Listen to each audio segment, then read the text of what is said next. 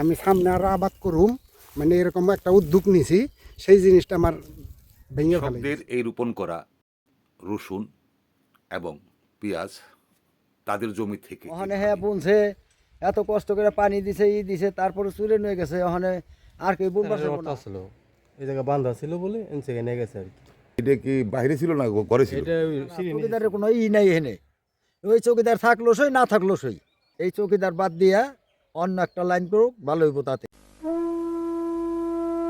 সুপ্রিয় দর্শক, আমি আছি মুন্সিগঞ্জ শ্রীনগর উপজেলার বারৈখালী ইউনিয়নের বারৈখালী খাররা এই ছোট্ট বিলে।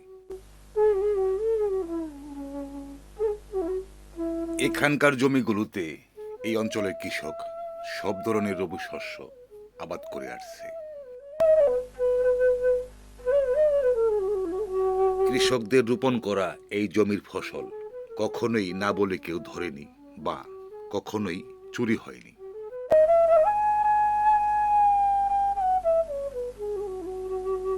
গত 3 দিন আগে জমিতে রোপণ করা পেঁয়াজ, রসুন, ধইনা এবং অন্যান্য ফসল জমি থেকে চুরি করে নিয়ে যায় দুর্বৃত্তরা।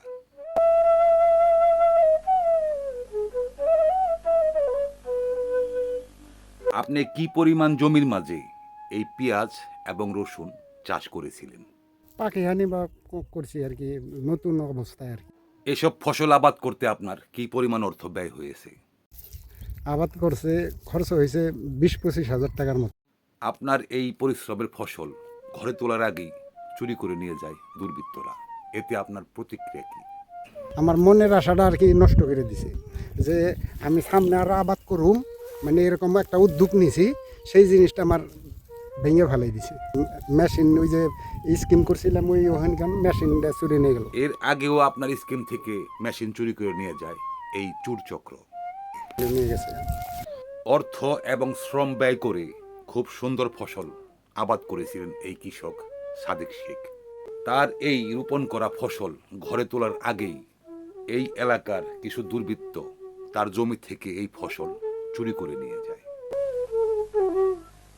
এখানে কৃষকরা পেঁয়াজ এবং রসুন রোপণ করেছিল। গত 2 দিন আগে কৃষকদের এই রোপণ করা রসুন এবং পেঁয়াজ তাদের জমি থেকে এভাবেই চুরি করে নিয়ে যায় এই এলাকার কিছু চিহ্নিত দুষ্কৃতকারী।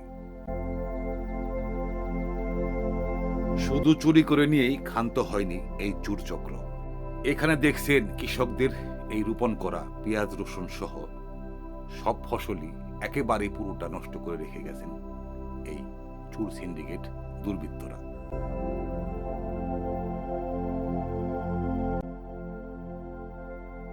তিনটা ভাই যেই কষ্ট করে বুনছে, যেই সুন্দর ফসল ফলাইছিল, এর দেখা দেখি আর 10 জনে বুনতো, দেশ উন্নত হইতো। ওখানে হ্যাঁ বুনছে, এত কষ্ট করে পানি দিছে দিছে, তারপরে চুরে নিয়ে গেছে। ওখানে আর কেউ বুনবার চাইবো না। এই ঘটনা কিভাবে দেখছেন? এটা কি জমির মালিকের সাথে কোনো সত্রামি ছিল? এটা সত্রামি না রে বাবা, এটা চুরি করে নিছে, খাইবার নিকে নিছে। এই কাজ এলাকার লোকই করেছে। এটা বাইরে তো কেউ আসে নাই, এই নিয়ে থাকুক, এই এলাকার লোকই নিছে। আপনারা দেখছেন এখানকার জমিগুলোতে বাহারি ধরনের রবি শস্য আবাদ করা হয়েছে। এখানে কখনোই কোনো জমি থেকে এভাবে শস্য চুরি হয়নি।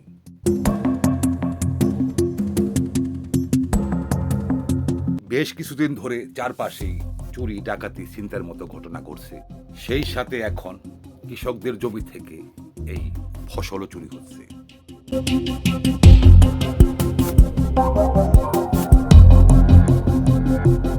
জমি থেকে ফসল চুরির ঘটনায় চিন্তিত হয়ে পড়েছেন এই অঞ্চলের কৃষক ভাইয়েরা, এবং তারা মনে করছে এই এলাকায় যারা মাদক সেবন করে সেসব মাদক সেবীরা তাদের মাদকের অর্থ যোগান দিতে এসব চুরি, ডাকাতি, ছিনতাইয়ের মতো ঘটনা ঘটাচ্ছে। খাররা বৈশাখী বাস স্ট্যান্ডের পাশেই আরশাদ শেখের বাড়ি। এখানে নির্মাণ করা হচ্ছে নতুন ভবন। এই নির্মাণাধীন নতুন ভবনের কাজ চলাকালীন অবস্থায় এখান থেকে রডের ভান্ডিল চুরি করে নিয়ে যায় চোর সিন্ডিকেট চক্র।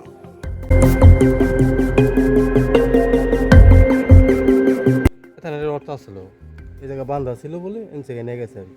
এটা কি বাইরে ছিল না ঘরে ছিল? এটা সিঁড়ি নিচে ছিল। সে নিয়ে ছিল। হুম।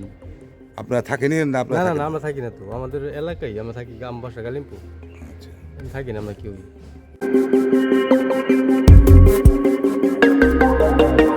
বেশ কিছুদিন ধরে এই চোর ডাকাত ছিনতাইকারীদের উপদ্রব বেড়ে গেছে।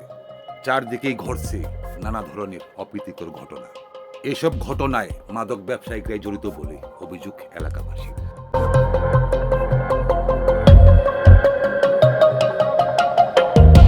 এখন এই যে চৌকিদারে কোনো ডিউটি করে না। আগে পাকিস্তানের আমল দেখছি চৌকিদার রাত বইরা হারিকেল নইছে, একটা নাটি নইছে, রাত বইরা পাহারা দিছে, মাইসের জাগাইছে। আর ওখানে চৌকিদার স্বপ্নও দেখা যায় না। ওখানে তারা বিজনেস খুইলা বিজনেসে বয়ে থাকে, মাস শেষ যায় টাকাটা নিয়ে পড়ে। ওখানে চৌকিদারকে আর পাওয়া যায় না। চৌকিদারকে পাওয়া যায় যে সময় একটা মানুষ মরে যায়, সেই সময় দারগা পুলিশে ডাক দিলে আহে, তাইলে আর আহে না। একটা আসামি দরবারে এলে চৌকিদার পিছড়ে পায় না, গ্রামে মাইসে শত্রু হয়, অমুকে ধরাই দিল, অমুকের পোলারে অমুকে ধরাই দিল।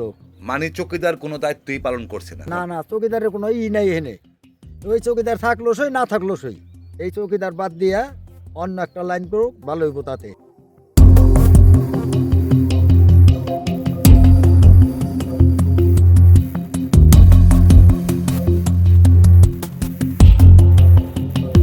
এসব অনাকাঙ্ক্ষিত ঘটনা মাদক ব্যবসা এবং মাদক সেবনকারীদের দায়ী করছে এলাকাবাসী।